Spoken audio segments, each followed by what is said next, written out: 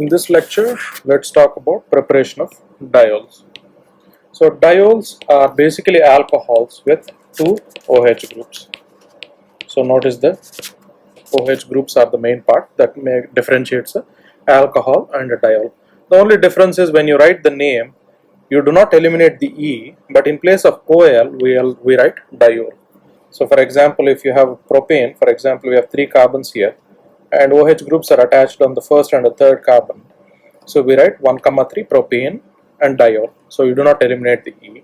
And here you have, for example, 1, 2, 3, 4, 5 and 6. So there are 6 carbons, so that's why hexane. And you have OH groups on 1 and 5. So you get diol, 1, 5 diol. So one another common name that's used is glycol. So glycol is a common term that is used to describe any compound that contains 2 hydroxyl groups. For example, ethylene with 2 dihydroxyl groups becomes ethylene glycol. So this is one another common name for ethane diol. So 1, ethane diol. So the other name for this is ethylene glycol.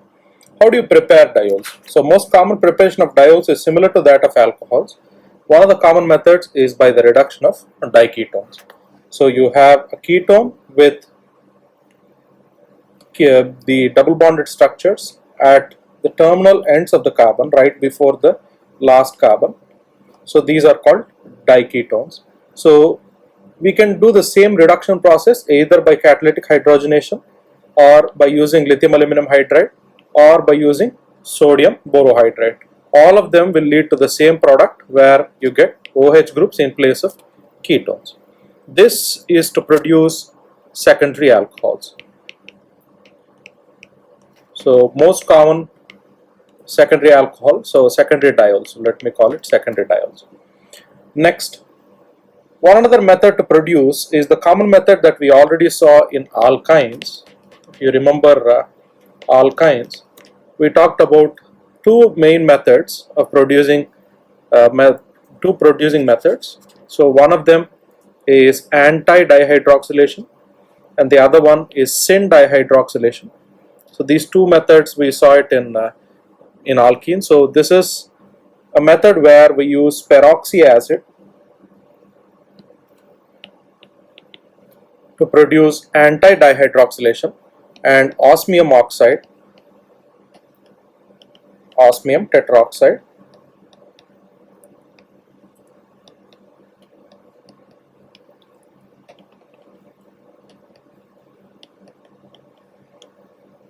so osmium tetroxide to produce syn-dihydroxylation. Anti refers to the plane in which the OH group is in. For example, if this is the compound that we have, so if you consider the structure to be that of a plane of paper, for example, if you consider this to be a plane of paper, if one of the OH groups is above the plane and one of the OH groups is below the plane, we call this anti-configuration.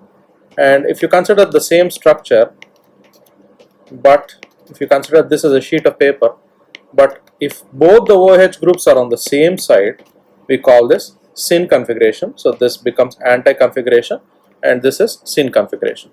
So for syn dihydroxylation, we use osmium tetroxide and NMO, and for anti-dihydroxylation, we use peroxy acid. Peroxy acid is basically acid with more than one carbon. So from carboxylic acid, we have an extra oxygen. That extra oxygen makes it a peroxy acid.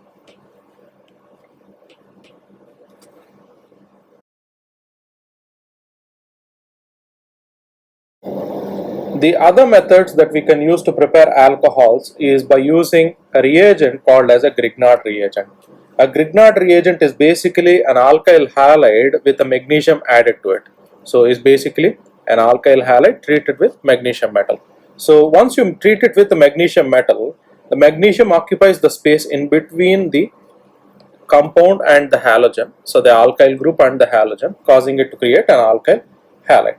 So in a simple sense, you can take an alkyl halide, treat it with magnesium and create its proportional Grignard reagent.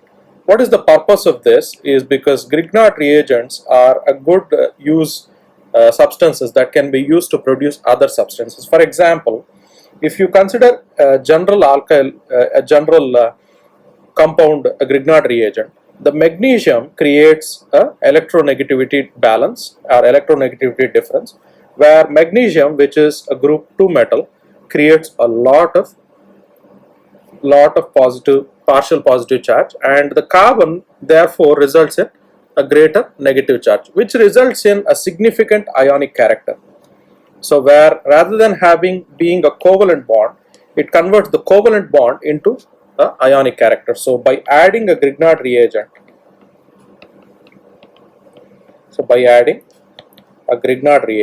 we are converting a general alkyl halide, which generally has a covalent bond, into an ionic bonding, so ionic character. So we are increasing its ionic character. So which makes it much more easier to dissolve into a solution to form a carbanion and a strong nucleophile, and as well as a strong base, which is MgBr. Now, how does the reaction occur? So how do you prepare alcohols using Grignard reagents? So Grignard reagents like lithium aluminum hydride will also attack the carbonyl group of a ketone or a aldehyde. So the difference between there and here is that there the attack was by hydrogen or the hydride ion. Here it will be the alkyl group that attacks, or the carbon anion that attacks. So in a Grignard reagent we can create much more complex alcohols so that it becomes easier to make a lot more substances. So the exact same process, first a nucleophilic attack by the alkyl group, the carbanion, and once the carbanion attacks, the double bond takes away the electrons, the oxygen takes away the electrons from the double bond, creating a negative charge, and finally the negatively charged oxygen attacks a proton and undergoes proton transfer. That results in the alcohol formation. So the key difference here is that the Grignard reaction gives a new C bond C. So carbon-carbon bond. Before we used to have a carbon-hydrogen bond. So when you use LaH, we get a carbon-hydrogen bond. But when you use a Grignard reagent, you get a carbon-carbon bond. Even the same thing with NaBH4 as well. So even when you use NaBH4, you still get a carbon-hydrogen bond, but only in Grignard reagent where you can get a carbon-carbon bond.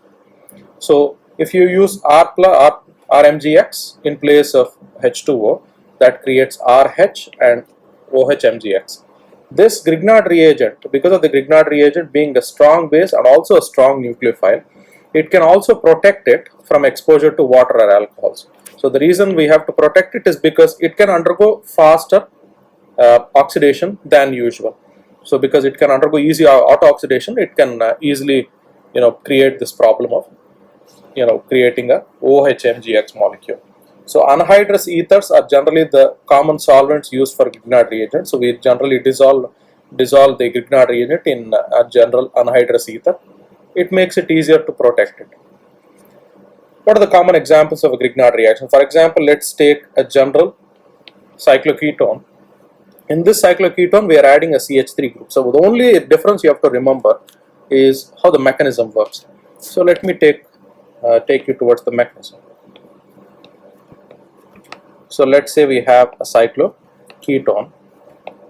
So this is a cycloketone, and we are reacting with R. So for example, let's consider that the reaction is happening with methyl magnesium bromide, right? So CH3 MgBr first. What happens now is a nucleophilic attack. How does this go?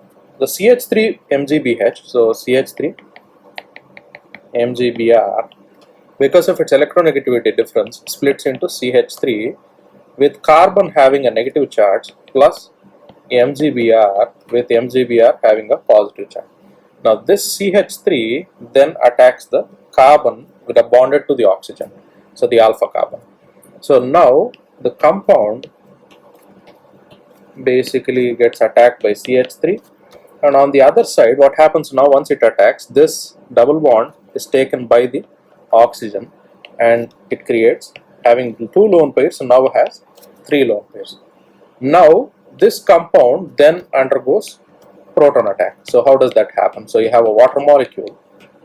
In the water molecule, so the oxygen attacks the proton on the water molecule, and the hydrogen, knowing that it's going to bond with oxygen, it does not need these electrons, it gives it to oxygen and leaves. That creates the final structure where you get an OH group and CH group. It doesn't matter which side you write because both sides are the same.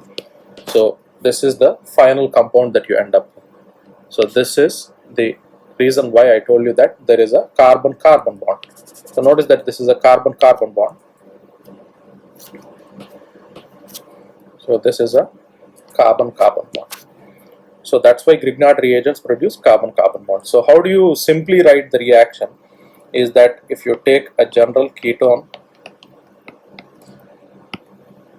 so if you take a general ketone and react it with R, MgX and H2O, the final compound that you get is OH and R. So this is the simplest way of writing the Grignard reaction. So this is the simplest way of writing the Grignard reaction. So remember that if you have a chiral center, if the carbon has a chiral center,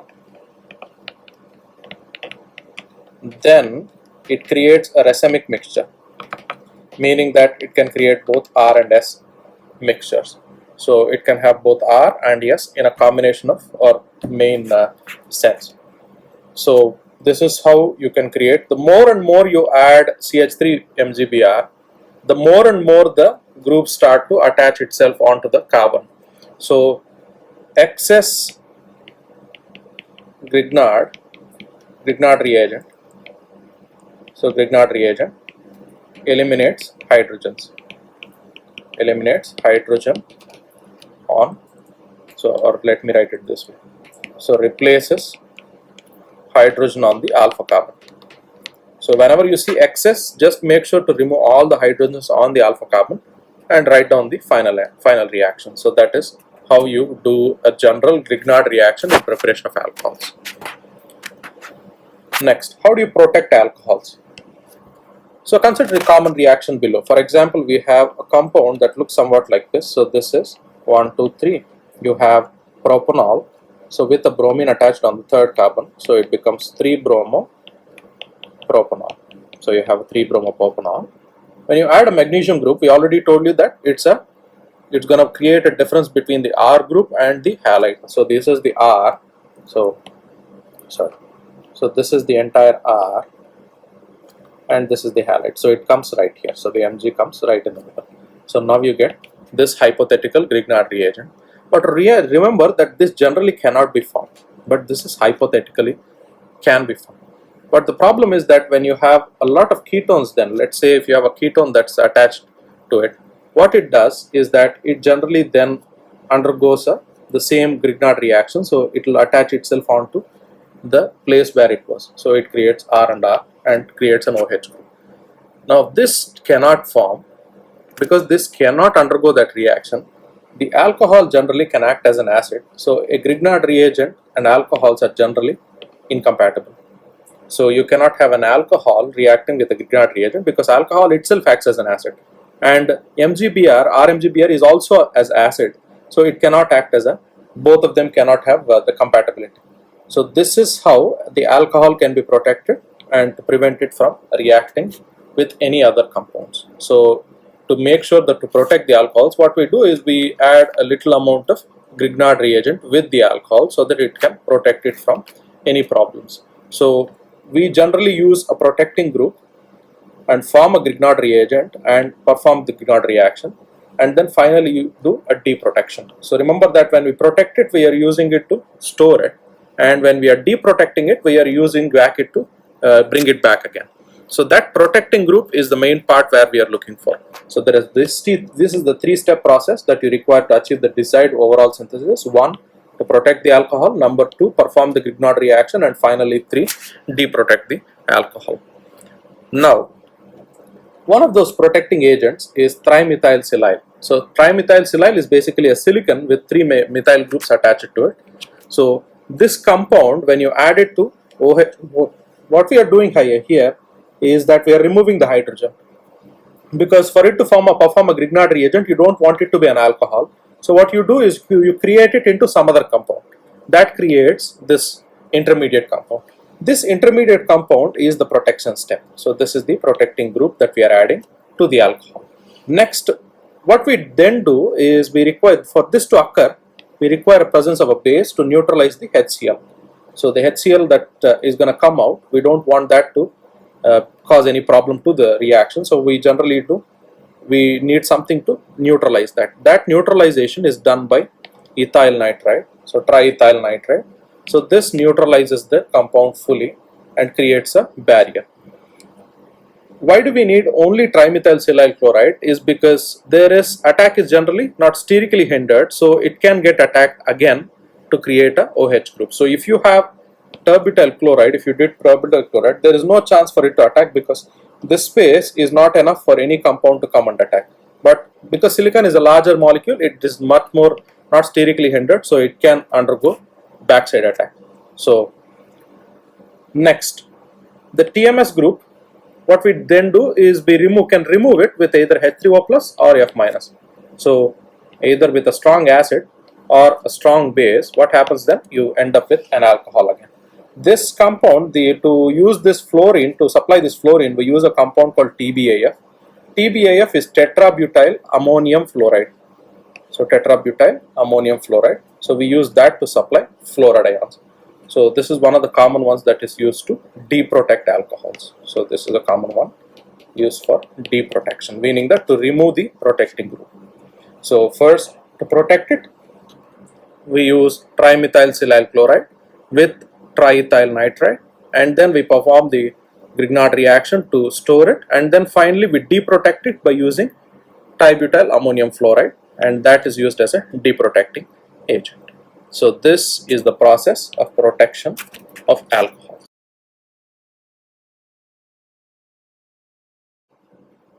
Let's discuss preparation of phenols. How do you prepare phenols? So what we discussed until now is preparation of alcohols. Let's discuss preparation of phenols. We are not going to talk about the reactions right now, because we have, after the couple of chapters, we have an entire chapter on aromatic compounds. We'll discuss there much more clearly. But one of the common ways we produce is by converting benzene into cumene and cumene to phenol. And in this process, acetone is generally a byproduct, and it's a useful byproduct used in many other reactions. You can use acetone, and you can prepare by by using reduction reactions. We can prepare acetone to alcohols again. Most common by a reproductive the agent that is used to convert this is either LAH, and to produce isopropyl alcohol. So it's a good the product that you end up with. Phenol is a precursor in many chemical synthesis. It's used as a in pharmaceuticals. It's used in polymers to create polymers. It's used to create adhesives. It is also used to create food preservatives. So these are some of the common places where you might see phenols. Now,